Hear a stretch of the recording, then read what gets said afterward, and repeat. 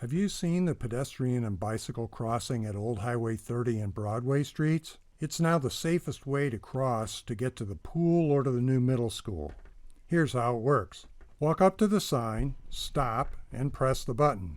Listen carefully until you hear this sound. Yellow lights are flashing. And also watch for the lights. Then, and this is very important, look both ways twice. If all the traffic has stopped, then cross, being sure to stay in the marked crosswalk.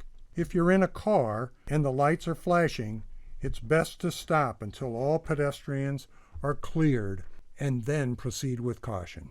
Remember, stop, press the button, look both ways, and cross only if all traffic is stopped. Thanks to the Tama Toledo Visioning for coordinating this project, and to the City of Toledo, AARP, ITC Midwest, and the Iowa Rural Development Council for funding.